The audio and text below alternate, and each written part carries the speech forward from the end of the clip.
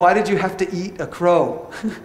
Just because you were embarrassed, is that some social punishment here that works in churches? You embarrass yourself, oh, here's your bird. I don't. So there's a clear, the professor then had to explain himself, and he explained himself by using a second idiom, I don't remember. And then the guy raised his hand, and he said, I don't understand that one. He said egg on your face.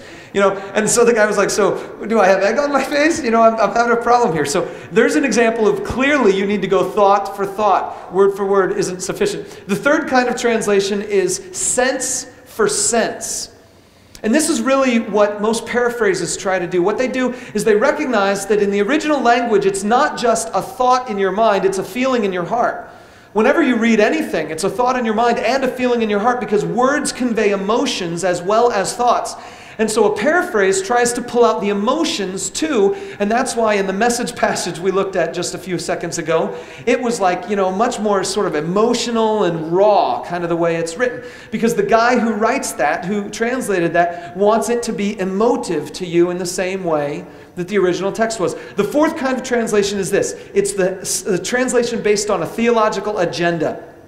A theological agenda. Theological, of course, meaning the study of God. An agenda, meaning you have an agenda. You're trying to accomplish something particular with this. I'll illustrate this for you. We're going to look at another set of verses here. And this is from John chapter 1.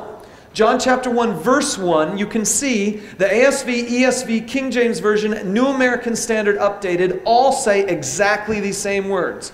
In the beginning was the Word, and the Word was with God, and the Word was God. By the time you get to verse 14, it says, the Word became flesh and lived among us. And so we understand that's talking about Jesus. So in the beginning was the Word, Jesus, and the Word, Jesus, was with God, and the Word was God. They all say exactly the same thing. In the beginning was the Word, and the Word was with God, and the Word was God in the beginning. Okay, let's move on, and let's look at a few more. In the New International Version, New Jerusalem Bible, the New King James, and the New Living Translation, we find a few tiny little changes. The NIV says the same as all the others. The New Jerusalem says, in the beginning was the Word, colon, we got a different, punctuation mark there. The Word was with God, and the Word was God. New King James, in the beginning was the Word, and the Word was with God, and the Word was God. New Living Translation, in the beginning, the Word already existed. Just to make that point clear. And He was with God, and He was God. But there's another translation called the New World Translation, and it says, in the beginning, the Word was, and the Word was with God, and the Word was a God.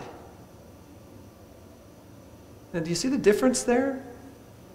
All these translations equate the Word and God, and the New World Translation says the Word was a God. Well, would it surprise you to know that the New World Translation is the official designated translation of the Jehovah's Witnesses? And it is part of their doctrine that Jesus was God's first created being, not equal with God, but subordinate to God, but cool enough that we can call Him a God. And so they refer to Jesus as one of the gods or a God, but He's not God with a capital G. So does it make sense that a group that would teach that would have a translation that bucks the trend of every other translation out there in this one particular point? Yeah, it makes perfect sense. As a matter of fact, some guys who knew less Greek than I do were part of the original translation team for the New World Translation, and it was largely because of their misunderstanding of this verse that the whole Jehovah's Witness tradition began. One mistranslation of a verse led to a whole lot of misunderstanding. I don't have time to talk about comparative studies between different cults and Christian groups and things like that, but suffice it to say, some translations are worked from a theological perspective with an agenda. So, those are your main kinds of translations. How can you trust the one that you have? I'm going to show you a couple more just to illustrate for you the difference between these things. Just follow along with me just a little bit more. Here's from Genesis 4:1, we see this. In the King James Version it says, and Adam knew Eve his wife, and she conceived and bare Cain, and said, I have gotten a man from the Lord. In the NIV it says, Adam lay with his wife Eve, and she became pregnant and gave birth to Cain. She said, with the help of the Lord I have brought forth a man. Well, it's certainly easier to understand the Genesis 4 from the NIV than it is for the King James Version, particularly because in the King James Version, the verb there is new. Well, actually, the verb in the Greek and the Hebrew are both verbs to know, because the Hebrews didn't really like talking about the process of what it took to make this kind of stuff happen, and so they euphemized it a little bit by saying, oh, they knew each other. Now, I don't know how they did that, when they talked about, people that you would know, or maybe Facebook friends, I don't know, but it was a problem for them, I imagine, and it's a problem for us. So if we translate that directly to us, we're the ones who have the problem, mostly because they already understood that this was part of that meaning, and they could handle it, and we have a hard time with it. It's kind of awkward, like, what? And so we change the word.